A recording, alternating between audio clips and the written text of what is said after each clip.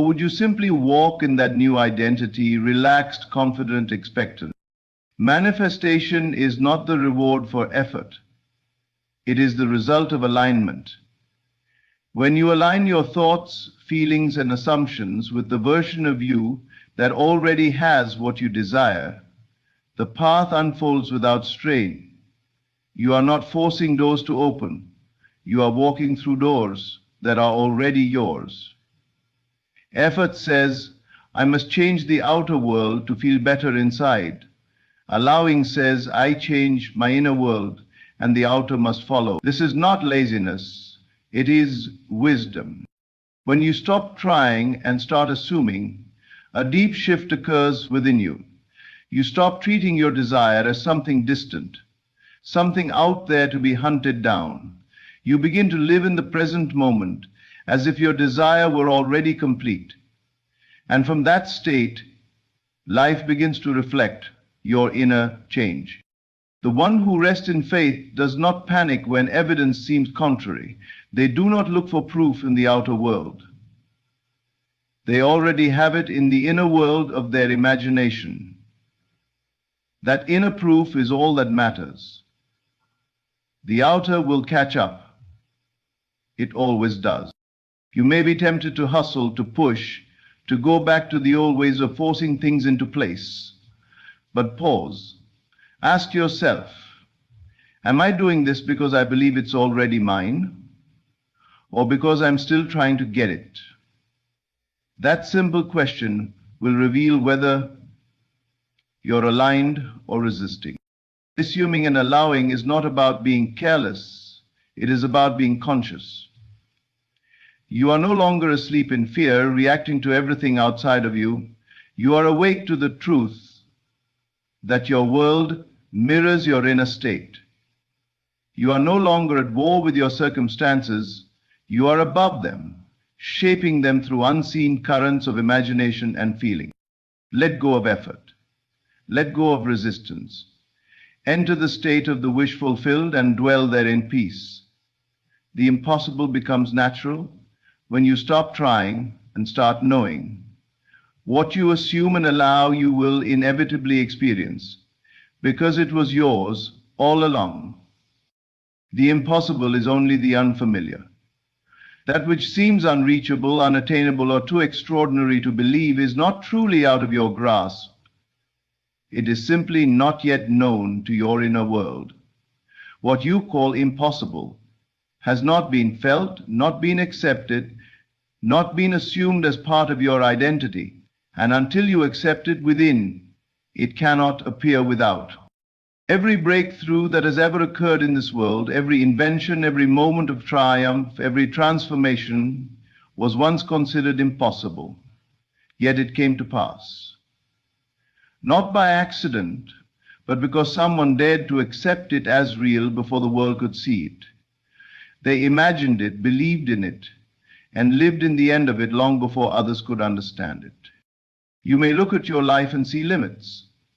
You may point to your background, your circumstances, your past failures, but none of these are barriers, except the ones you have accepted as true. The real boundary lies in your imagination. If something seems impossible, it is only because you have not yet made it familiar. You have not yet stepped into it in consciousness and made it home. The mind clings to the known. It prefers safety, predictability, and repetition. It resists what it has not yet experienced. But your imagination is not bound by your past. It is the doorway to worlds you've never touched, timelines you've never lived, and versions of yourself you've yet to embody. The moment you begin to accept the so-called impossible as your truth, genuinely, emotionally, and without contradiction, you invite the unfamiliar into form. What you continue to label as impossible, you keep at a distance. You treat it as something outside of yourself, something only others can achieve, something only special people are allowed to experience. But the truth is far more empowering. The only thing separating you from your desire is your unwillingness to claim it within. Impossibility lives in the intellect. It is a calculation based on evidence, history, logic, and facts. But manifestation is not born from the intellect, it is born from the heart, from the deep inner knowing that the unseen is more real than what you can touch. You do not create by proving or by effort. You create by feeling it done and trusting that your inner acceptance will take shape in due time. Once you familiarize yourself with the new state of being, once you live in the imagination as the person who already has what you desire, it no longer feels impossible. It begins to feel natural. And when something feels natural, life bends to match it. What once seemed like a miracle becomes your new normal. Consider the things in your life now that once felt unreachable. At one point, you may have longed for love, stability, or peace. And now perhaps you live in it so comfortably that you've forgotten you once doubted it. This is the pattern of creation. What feels impossible now will one day feel obvious if you are bold enough to accept it before it arrives. The secret is not to wait for evidence. It is to become the evidence in your inner world. Walk as if it is already yours. Think from the end. See through the eyes of fulfillment, not longing. This is not delusion, it is faith. And faith is not hoping.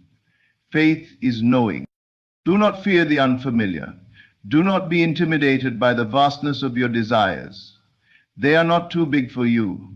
They are calling you to expand, to grow into your higher self, to claim what has always been yours in potential. The impossible is not fixed. It is only a state of consciousness you have yet to occupy.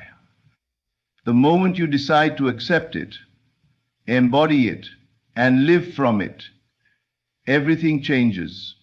What was once impossible becomes inevitable. The feeling of the wish fulfilled is the secret doorway. It is the invisible passage between the world as it is and the world as you desire it to be. Most walk through life believing that they must first see change in their outer world before they are allowed to feel differently within. But the truth is exactly the opposite. Change begins within. And the key to that change, the very key that unlocks the unseen, is feeling. Truly feel now what you wish to experience later is to draw it into the present. You are not waiting for the external world to confirm your desire. You are confirming it in your own consciousness. The moment you feel it, the moment you dwell in the emotion of already having it, you begin to create the conditions through which it must appear. This is not about pretending. This is not about daydreaming or fantasizing without substance. This is about becoming. You become the person who has it. Now, you think from the end, not of it. You feel from the state of already being the one you desire to be. Not hoping, not begging, but knowing. Feeling is the language of creation. It is the vibration, the signal, the energy that communicates with the unseen intelligence that shapes all things. You may speak words, write affirmations, or take action, but if the feeling contradicts the desire, the results will mirror the feeling. The world does not respond to your wishes. It responds to your inner state. So when you assume the feeling of your wish fulfilled, when you close your eyes and step into the scene where all is done, and you let yourself feel the joy, the peace, the confidence, the relief, you are entering a new reality. It may not yet be visible to the eyes, but it is real. It is already being shaped by your acceptance of it. Outer appearances are deceiving. They are echoes of past thoughts, past assumptions, past feelings. Do not be fooled into thinking they have power over what comes next. They are simply shadows. The substance is within you. And when you change the feeling, you change the future. This is why so many remain stuck. They continue to observe the outer world and allow it to dictate how they feel. But this only recreates the same experiences over and over. To shift your life, you must reverse the process. Begin with the feeling. Sustain it, protect it, and the outer world must eventually conform. It does not matter how impossible it seems. It does not matter how far away the desire appears. If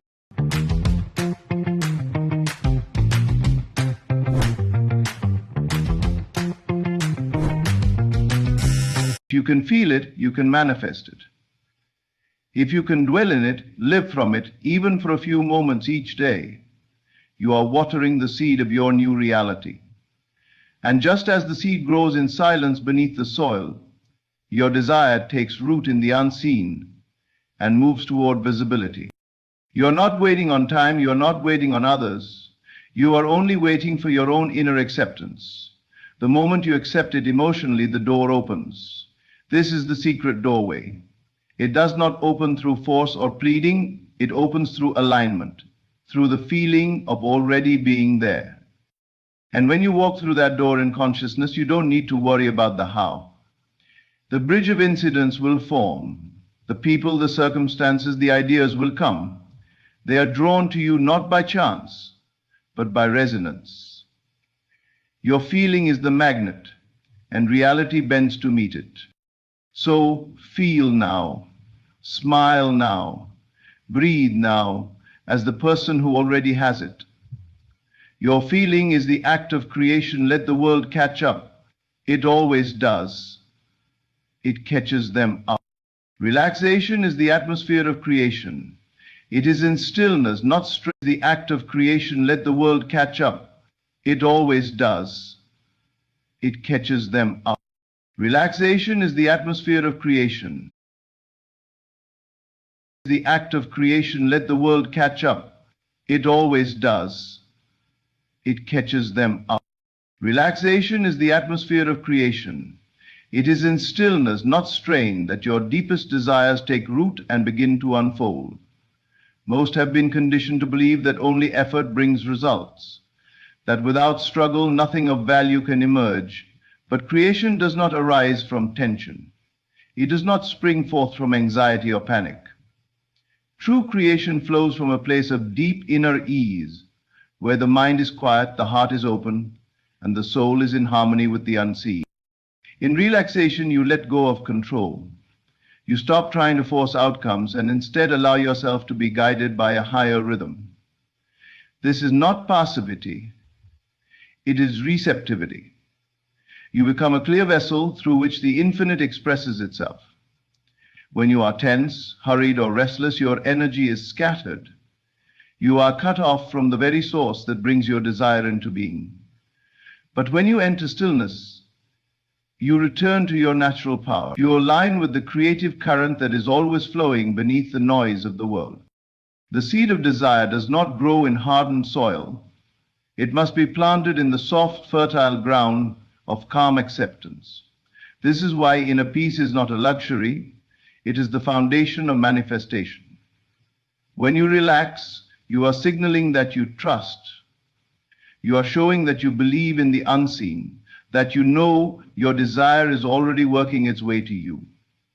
Fear clenches, faith loosens, anxiety builds walls. Relaxation opens doors.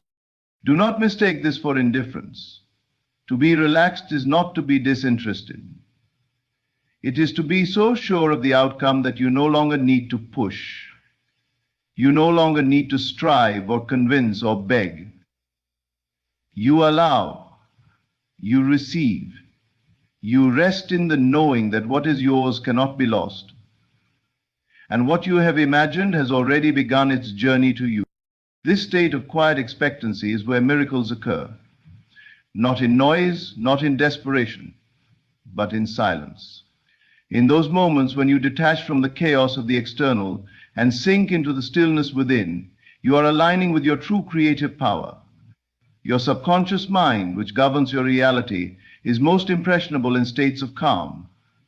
When you are relaxed, suggestions are received easily. New assumptions take root. New realities begin to form beneath the surface. This is why practices like meditation, visualization, and intentional rest are so powerful, not because they make something happen, but because they clear the space for what is already happening to rise into form. They calm the noise of doubt and make room for faith. They quiet the struggle and awaken the truth that everything is unfolding as it should. Your desires become real to you. You see them clearly. You feel them deeply. You embody the end result, not in some distant future, but now. And in that present moment, you create the conditions for their physical arrival. The outer world may not shift immediately, but the inner shift is the true creation. The rest is merely the unfolding. So let yourself rest. Let yourself breathe. Let yourself believe without effort. Nothing of true value is forced. All that is beautiful, lasting, and meaningful grows in silence first.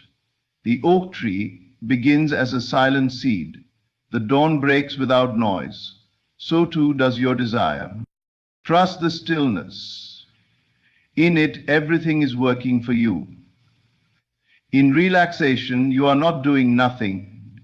You are doing the most important work of all, receiving, aligning, becoming, and from that state, all things are made possible. An inner conviction bends reality. It is not effort nor constant action that shapes the world around you. It is the certainty you carry within. When you know something as true in your core, when you assume it with unwavering belief, it begins to mold the circumstances of your life to reflect that truth. Conviction is not a mental trick.